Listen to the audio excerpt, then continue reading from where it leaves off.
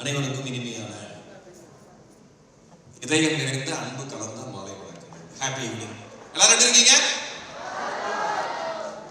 நல்லா இருக்கும் சொன்ன அந்த 26 பேர் தவிர மீதி பேர்லாம் எப்படி இருக்கீங்க? ஒரே ஒரு விஷயத்தை சொல்லிட்டு நான் அப்புறம் வந்து இந்த சலானி கணக்குள்ள வரேன். எந்த மனுஷன் வாழ்க்கையில முதல் அடியை வெற்றிக்கான அடியாக எடுத்து வைப்பான் தெரியுமா? எந்த மனிதன் மனதில் எப்பொழுதும் உற்சாகம் நிரம்பி இருக்கிறதோ அந்த மனிதன் மட்டும்தான் வெல்வதற்கும் தகுதியானவன் என்பதை இங்க இருக்கிற அத்தனை பேரும் முதலிலே புரிந்து கொள்ளும். அதாவது எப்படி இருக்கீங்கன்னு கேட்டாங்க. ரவி சார் வந்து எப்படி இருக்கீங்க மகேஷ்? சார் சூப்பரா இருக்கேன் சார் அப்படி சொல்லுவேன். அப்பதான் ஒரு மனசன் நான் நிற்பேன். சலைங்க சார் பார்த்தோன்னே, ஜெயத்ரா சலைங்க சார் பார்த்தோன்னே, சார் எப்படி சார் இருக்கீங்க? நல்லா இருக்கேன் மகேஷ். அப்பதான் அவரு என் மனசன் நிற்பார். சில பேர்ட்ட எப்படி இருக்கீங்கன்னு கேட்டு நாம நல்லா போயிடுவோம். இப்ப நான் எப்படி இருக்கீங்கன்னு கேட்டேன் பாருங்க. இப்ப கேக்குறேன், எப்படி இருக்கீங்க? எல்லாத்துக்கும் பத்த வைக்க வேண்டியிருக்கு. அப்பதான் சூடு. என்ன செய்ய? எந்த இடத்துலயுமே சோர்ந்துடாதீங்க. சிம்பிளான விஷயம் தான் லைஃப்ல ஜெயிக்கிறது. சோர்வுங்கிறது எப்பயுமே வந்துடவே கூடாது. என்ன 3:30 மணிக்கு வர சொன்னாங்க. கரெக்டா நான் 3:30 மணிக்கு வந்தேன். சும்மா தகவலுக்காக. அந்த ஆங்கரிங் பண்ற பொண்ணும் அடுத்ததுன்னு சொல்லுது. அதுக்கு முன்னாடி இந்த பிரசன்டேஷனுக்கு முன்னாடி சொன்னாங்க ஒரு 2 minutes பிரசன்டேஷன் தான். அப்புறம் என்ன பிரசன்டேஷன் நான் கேட்டேன் கீழே. இது வந்து ஷேர் நாங்க தரோம். நான் சொன்னேன், சார் இதுதான் சார் சலானி கனெக்டோட ஹைலைட்டு. நீங்கள் பொறுமையா அதை முடிச்சுட்டு என்னை கூப்பிடுங்க. ஏன் தெரியுமா? எந்த நிறுவனம் தன் நிறுவனத்தை வளர்த்த மனிதர்களுக்காக தன்னிடம் இருப்பதை எடுத்து கொடுக்கிறதோ அந்த நிறுவனம் சிறந்த நிறுவனமாக மட்டும்தான் இருக்கும்.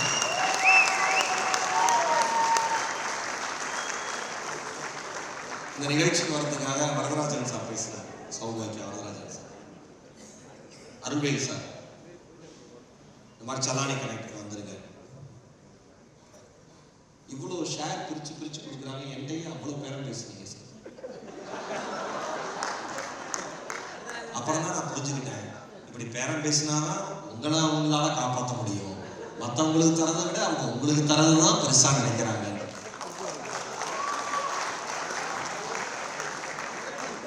எனக்கு ஆச்சரியமா இருக்கு. நான் வந்து மரியாதைக்குரிய IPS ரவி சார் அவர்களை ஃபாலோ பண்றேன். அவ்வளவு சிந்தனையான ஒரு மனிதர். அன்பன் நைசர் கணேசன் வந்துட்டு போனார். இங்க வந்து 3 டைரக்டர்ஸ், நல்ல சிரிச்ச முகத்தோட அன்பான மகன்கள் 3 பேர். எனக்கு ரொம்ப பிடிச்சிருக்கு. ஆஸ் அ ஃபேமிலியா அவங்க சொல்றாங்கல்ல, அது ரொம்ப முக்கியம். ஒரு தலைமுறை, அப்புறம் ஒரு பெண், அவங்க பெரிய செலிபிரிட்டி. இப்பதான் வந்து நான் கேள்விப்பட்டேன் அவங்களை பத்தி. என்னுடைய வாழ்த்துக்கள் சொல்லியிருக்கேன் சார்.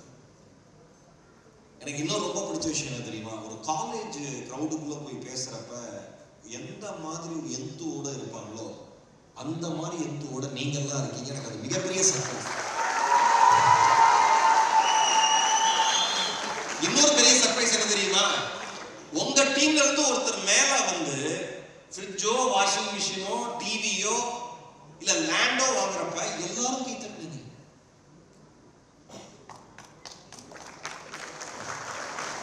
அது எனக்கு ரொம்ப ஆச்சரியமா இருந்தது.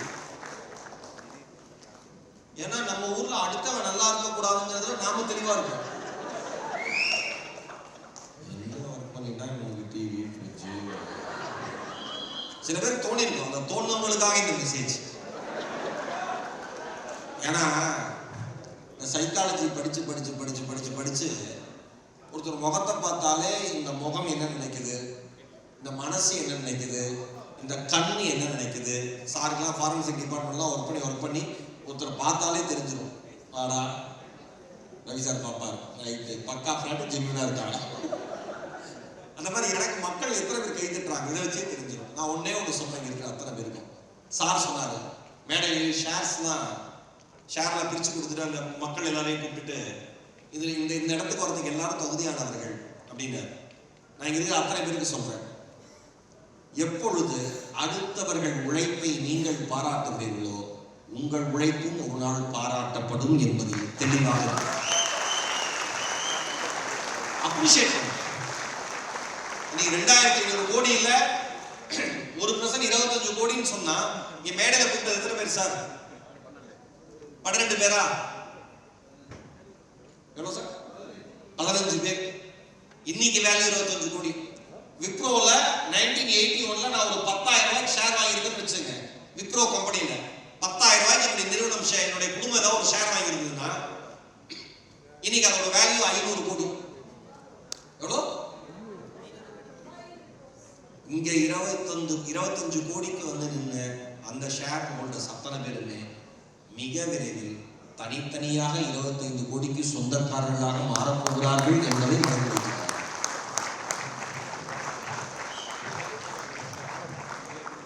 இது டீம் ஒர்க் தான். இது ஒரு பக்கா டீம் ஒர்க். பின்னால பேசக்கூடாது. நான் ஒரு 6 அடி ஒசரம் இருக்கேன், நல்லா தெரியுது.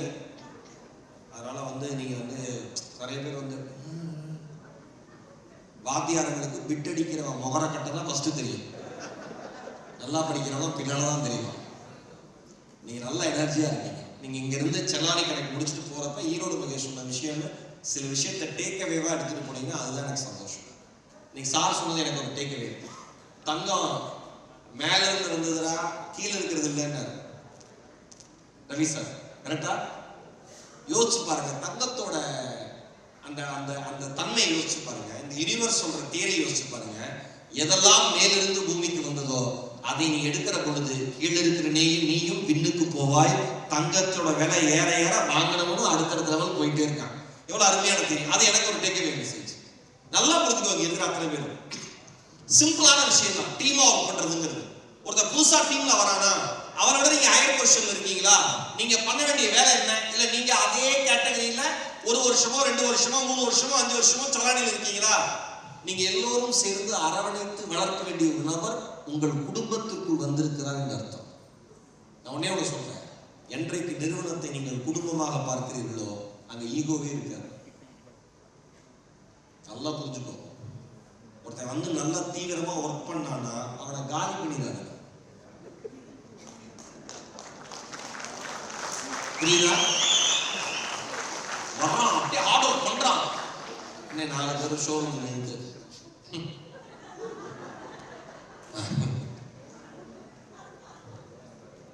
பிரேக் டைம்ல வெயிட் பண்ணு. மைண்ட் வாய்ஸ்லாம் எனக்கு தெரியாத நீங்க என்னென்ன பண்றீங்கன்னு. எவ்வளவு கார்பரேட்டுக்கு நாம பேசுறோம், எவ்வளவு ட்ரைனிங் எடுக்கிறோம் எனக்கு தெரியுது. நீங்க என்ன பண்றீங்க? பிரேக் டைம்ல பாரு, ஒரு 4 பேர் சேர்ந்துட்டு வா. எந்த ஊரு? இந்த ஊர். ஜுவல்லரி பிசினஸ், இந்த சேல்ஸ் தான் புதுசு தெரியும். அதான் பத்திட்டு எரியுற. ரொம்ப சூடா இருக்காத, நகை உருகிடும். அளவா பண்ணு. நான் வந்து எவ்வளவு வருஷம் ஆச்சு தெரியுமா? அவளுக்கு உண்மையிலே தெரியல. தெரியல. இவர் சொல்றாரு தெரிஞ்சுக்கோ. சொல்லுங்க. 6 வருஷமா ஒர்க் பண்ண. சரி, எப்படி ஒர்க் பண்ணணும்னு என்கிட்ட கேளு. நீ ஒர்க் பண்ணலைங்கிறத பார்த்துட்டு தான் நம்ம ஒர்க்கே பண்றோம். கரெக்டா? ஒரு விசில் வந்திருக்கிறது என்றால் பாதிக்கப்பட்டவராக இருக்கலாம் என்று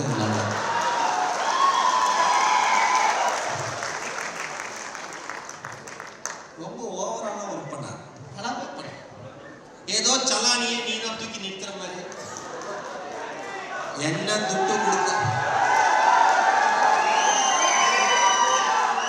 துட்டு கொடுக்குறாங்களோ அதுக்கு மட்டும் நம்ம சொல்லவா?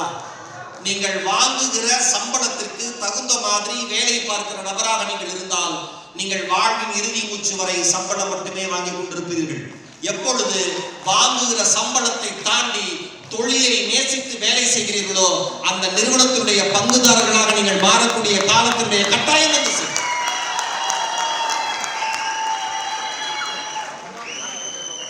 காலி பண்ணாத. ஃபர்ஸ்ட் ரூலே புதுசா ஒருத்தன் வந்தானா அவனை காலி பண்ணாத. ஏன்? ஏன்னா நீ ஆல்ரெடி காலியா இருக்கிற. ஒருத்தன் நிரப்புறதுக்குனே வந்துக்கிறான். அந்த நிரப்பத்திலே வந்திருக்கிறவனை விட்டுரு. ஒரு மனுஷன் வந்தாரு சதீஷ். அவர் என்ன கேட்டகரியில் அவார்டு வாங்கினாரு? இந்த லேண்ட் வாங்கினாப்லையா சதீஷ். அவர் என்ன டிபார்ட்மெண்ட்ல இருக்காரு சலானில? ஆனா ஒருத்தர் சும்மா எல்லாரும் ஆன்சர் பண்ணக்கூடாது. பிரான்ச் மேனேஜரா? அவங்க அம்மா சின்ன வயசுல இருந்து சொல்லி வளர்த்துருப்பாங்க, இருக்கிற இடமே தெரியக்கூடாதுடா தம்பி. அவ்வளவு அமைதியா வந்துட்டு அந்த மனுஷன். கரெக்டா? எனக்கு தெரியும், ஒருத்தரோட பார்த்தாலே தெரியுது. இளையராஜா சார் கூப்பிட்டு, எனக்கு விபி சார் கூப்பிட்டு, சார் இந்த மாதிரி சலானிக்கு எக்ஸாம் நீங்க வந்துருங்க சார், மக்கள்லாம் செம்ம எனர்ஜியா இருப்பாங்க சார். நம்பல, ஏன்னா எல்லாரும் இப்படிதான் சொல்லுவாங்க. அவங்கள போய் நான் வந்து கிச்சு கிச்சு மூட்டி பேசிட்டு டான்ஸ் ஆடாத கூட தான். ஆனா இங்க வரப்ப எனக்கே ஒரு எனர்ஜி வைப். வேற லெவல்ல இருக்கு இந்த கிரௌடு, வேற லெவல்ல இருக்கு இந்த கிரௌடு. அமேசிங்கா ஒரு விஷயத்தை பண்ணிருக்கேன்னு நினைச்சேன். அந்த லேண்ட் கொடுக்குறப்ப எனக்கு அந்த வீடியோட ஐடியா ரொம்ப பிடிச்சது சார். வழக்கமா பெருமாள் இப்படிதான் இருப்பாரு. ஜெயந்திலால் சலானி சார் பார்த்தோம் இப்படி ஆயிட்டாரு பெருமாள். அவர் கையிலேயே அறுக்க விட்டுருக்கிறார் தலைவர். இருக்காரு, நீ என்ன வேணா எடுத்துக்கப்பா, 5 வருஷத்துல எனக்கு 40,000 கோடி வச்சுக்க. கடைசியில் அம்பு போய் விட்டுது பாருங்க,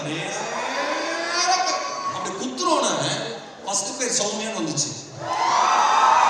கரெக்டா? நமக்கு ஞாபக சக்தி அதிகம், அதான் என் பிளஸ் அதான் என் மைனஸ். குத்துறோன்னா சௌமியா எல்லாரும் சலசலன்னு சவுண்ட் திரும்பி பார்த்தா சௌமியா அழுதுட்டு. அது அழுகிறதுக்கான காரணம் எனக்கு அப்போ புரியல. சௌமியான்னு வந்து இல்லை சார், அப்படி இல்லை சார், இளையராஜா சார். சௌமியா அப்புறம் நிறைய பேர் வந்தோன்னா அது என்ன நினைச்சிச்சு, ஒரே பிளாட்ல எல்லாரும் நிக்கணும் போல இருக்கு.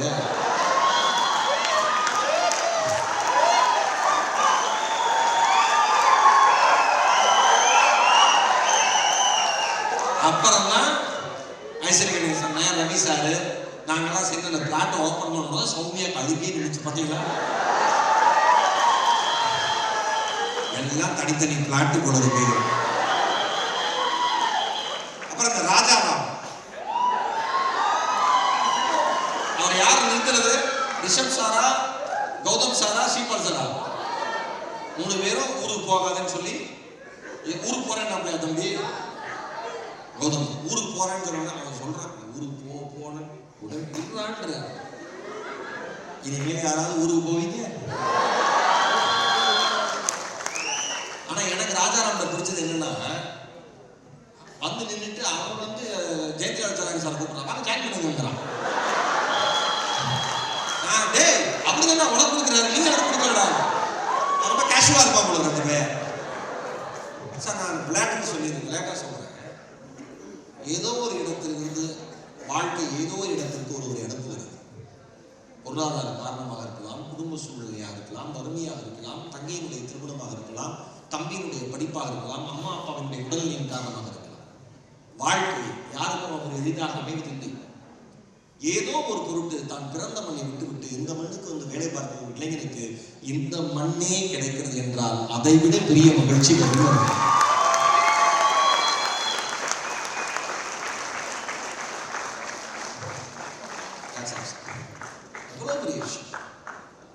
சொல்லிட்டே இருந்தாங்க, ஒரு மனசு வேணும்னு சார் ஐஸ்வர்யா கணேசன் சொன்னாரு, ரவி சார் சொன்னார், கொடுக்கறதுக்கு ஒரு மனசு உண்மை.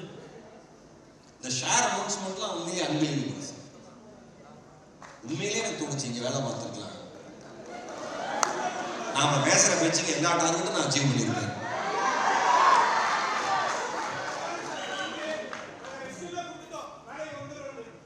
சலானி சார் கண்டு அவர் ரெஸ்யூமே கொடுத்துட்டாரு. நாம கட்சி போறதுக்குள்ள பல பேர் போர்வையே போட்டு வச்சிருக்காங்க. நல்ல நிறுவனத்தில் வேலை பார்க்கணும் சார். நான் உடனே ஒரு சவாலை கேட்டேன், சார் என்ன பிசினஸ் யார் ஆரம்பிச்சது? அப்பா காலத்தில் ஆரம்பிச்சது. 2013 பெருசு பண்ணோம். 40 பேரோட சார் 14 பேரோடு ஆரம்பிச்ச ஒரு நிறுவனம் சலானி ஜுவல்லரி. 2026 ஷெரட்டன் கிராண்ட்ல ஷேர்ஸ் பிரிச்சு கொடுக்குற அளவுக்கு உயர்ந்திருக்கு. நான் ஒன்று சொல்லவா, சலானி ஜுவல்லரி மார்ட்ங்கிறது, சலானிங்கிறது, சலானி நிறுவனம் அந்த குழுமம்ங்கிறது இன்னைக்கு ஒரு பிராண்டா மக்கள் மத்தியில தெரியலாம். ஆனால் நம்பகத்தன்மை தன்மையை உருவாக்காமல் எந்த ஒரு பிராண்டும் இந்த மண்ணில் வேர் விட்டு கீழே விட்டு பரவவே முடியாது. நீ ட்ரஸ்ட்டை பில்ட் பண்ணா மட்டும்தான் பிராண்டை பில்ட் பண்ண முடியும். நல்லா புரிஞ்சுக்கோங்க அத்தனை பேரும். நீங்க ட்ரஸ்ட்டை பில்ட் பண்ணா பிராண்டை பில்ட் பண்ணலாம். பிராண்டை பில்ட் பண்ணா கஸ்டமர்ஸ் வர வைக்கலாம். கஸ்டமர்ஸ் வர வச்சுட்டே இருந்தீங்கன்னா பிசினஸ் சஸ்டெயின் ஆகிட்டே இருக்கும். எல்லாத்துக்கும் அடிப்படை ட்ரஸ்ட், நம்பகத்தன்மை. சௌபாகியா வரலாறு சார் உட்காந்துருக்காரு. எங்க அம்மாவுக்கு இப்போ வரைக்கும் கிரைண்டர்னா சௌபாகியா. அவருக்கு ஒரு விளம்பரம் பண்ணியிருக்கேன். ஏன்னா அவரு ப்ரோக்ராமுக்கு என்னை கூப்பிடுவார். அதுக்காக ட்ரஸ்ட் தான் எல்லாமே, நம்பிக்கை தான் எல்லாமே. நான் ஒன்று சொல்லவா, சலானி ஜுவல்லரியின் சார்பாக அந்த யூனிஃபார்ம்ல, அந்த ஷர்ட்ல, அந்த பிராண்டை பிரதிபலிக்கிற மாதிரி நீங்கள் ஜுவல்லரி ஷோரூம்ல இல்ல, வெளியில நின்று ஏதாவது ஒரு தப்பான செயல் பண்ணா கூட அது நீங்க தப்பானது பண்ண மாதிரி ஆகாது. சலானி ஜுவல்லரியை சேர்ந்த ஒருவர் தப்பா பண்ணிட்டாருங்கிற மாதிரி ஆயிரும். இருக்கிற அத்தனை பேருக்கு சொல்றேன், எப்பொழுது நீங்கள் வேலை பார்க்கிற நிறுவனத்திற்கு உண்மையாக நீங்கள் இருக்கிறீர்களோ அந்த நிறுவனத்தினுடைய உச்சியில் ஒரு நாள் அந்த நிறுவனம் உங்களை உட்கார வைத்து அழகு பார்க்கும். எந்தவித மாற்று கருத்துமே கிடையாது. நிறைய பேர் வந்து கேட்பாங்க, சார் நான் ஹார்ட் ஒர்க் பண்றேன், சார் ஹார்ட் ஒர்க் பண்றேன் எல்லாருமே ஜெயிச்சிடலாமா? ஜெயிக்க முடியாது. வெறும் ஹார்ட் ஒர்க் மட்டும் பத்தாது, ஸ்மார்ட் ஒர்க்கும் தேவை. என்ன ஸ்மார்ட் ஒர்க் தேவை? எந்த கஸ்டமர்கிட்ட எப்படி பேசணும்னு தெரியும். இன்னொன்னு, எந்த கஸ்டமரையும் சாதாரணமா நினைச்சிடக்கூடாது. தமிழ்ல சொல்லுவாங்க, உருவு கண்டு எண்ணாமை வேண்டும். ஒருத்தரோட உருவத்தை பார்த்து அவனோட கெப்பாசிட்டி இதுதான் நீ நினைச்சிடாதரா, அவன் அறிவி தான் நினைச்சிடாதரா, அவன் வசதி தான் நினைச்சிடாதரா. டேய், சாதாரண ஆள் தாண்டா இந்த உலகத்துல அசாதாரணமான வேலையெல்லாம் பண்றான். நம்புடான்னு சொன்னது தமிழ். உருவு கண்டு எல்லாமே வேண்டும். ஒருத்தர் மூக்குத்தி வாங்க வந்தார்னா அவர் மூக்குத்தி மட்டும் வாங்க வரல, இனிமேல் அவர் வாழ்க்கையில் எது வாங்கினாலும் சலானியில் வாங்க வரப்போகிறார் என்ற அர்த்தம். பக்கத்தில் ஒருத்தர் டைமண்ட் நெக்லஸ் வாங்குறது நிக்கிறப்ப மூக்குத்தி வாங்குறவரை அலட்சியப்படுத்தாதீங்க. சிறு துரும்பும் பல்குத்த உதவும், சிறு துளி பெருவெள்ளம். எப்பொழுது ஒரு மனிதன் மனதில் நீங்கள் ஒரு விற்பனையாளர்களாக நிற்கிறீர்களோ அன்றைக்கு நீங்கள் வெற்றி பெற்ற விற்பனையாளராக மாறிவிட்டீர்கள் என்றார். பெஸ்ட் சக்சஸ்ஃபுல் சேல்ஸ்மேன் யார் தெரியுமா? ப்ராடக்ட்டை விற்கிறவன் இல்ல, தன்னை விற்கிறவன்.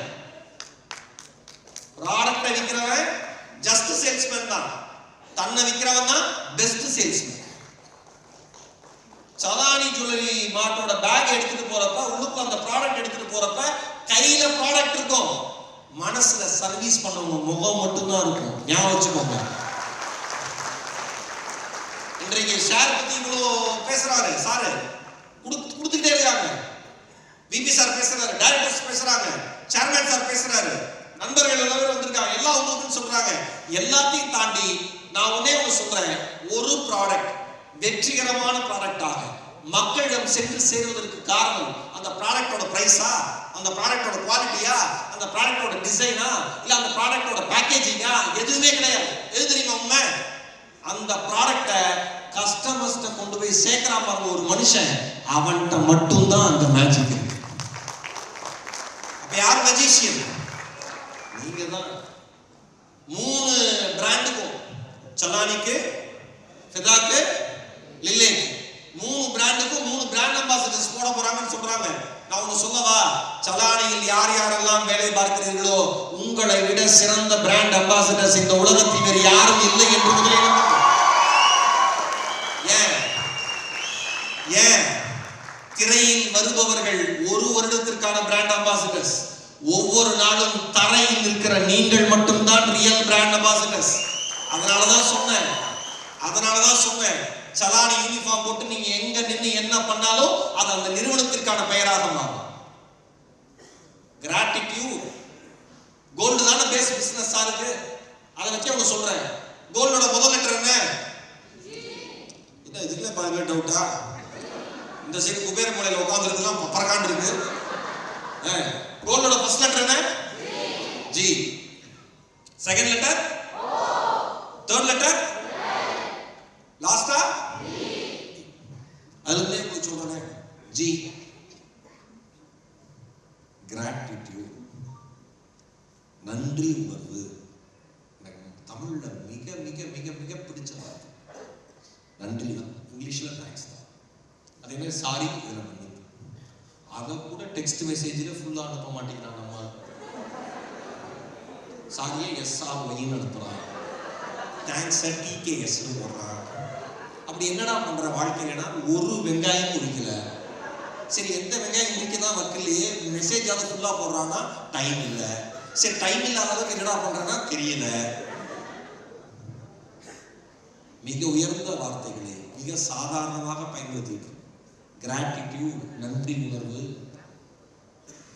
எந்த இடத்தில் நீங்கள் வேலை பார்த்து அந்த இடத்தின் மூலமாக வருகிற வருமானத்தில் உங்கள் வாழ்க்கைக்கான ஆதாரம் நடக்கிறதோ அந்த இடத்திற்கு நன்றி உணர்வோடு இருப்பதுதான் வாழ்க்கையில் வெற்றியை நோக்கி செல்வதற்கான முதல் படி.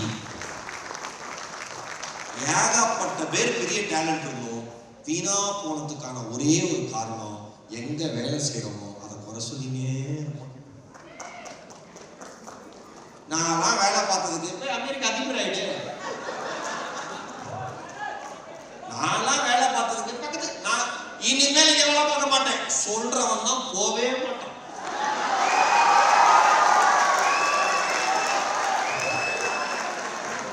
ஏன் போக மாட்டான்? அவன் யோகுதான் அவனுக்கு தெரியும். இந்த இடத்த விட்டா வேற இடத்துக்கு போனா செவுள்ளே வைப்பானுங்க, மூடின்னு இங்கே இருக்குது. அப்படியே பல நம்ம இந்த இந்த ரயில்வே ட்ராக்ல இந்த நிறைய ட்ராக்ல இந்த ட்ராக்ல நிறைய கம்பார்ட்மெண்ட் போகுது. அது ஒரு கம்பார்ட்மெண்டோட ஒட்டிட்டா இழுத்துட்டு போனதுலே போயிடுவானுங்க, வேண்டான்னு இருப்பான்.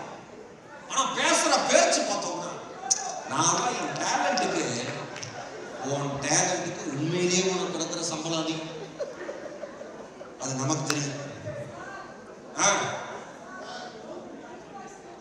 மைண்ட் வாய்ஸ்ல மேடம் மேடம் மேடம் இதான் மேடம் நடக்கும் எல்லா கம்பெனிலையும். எங்க விஜய் டிவி, ஐயோ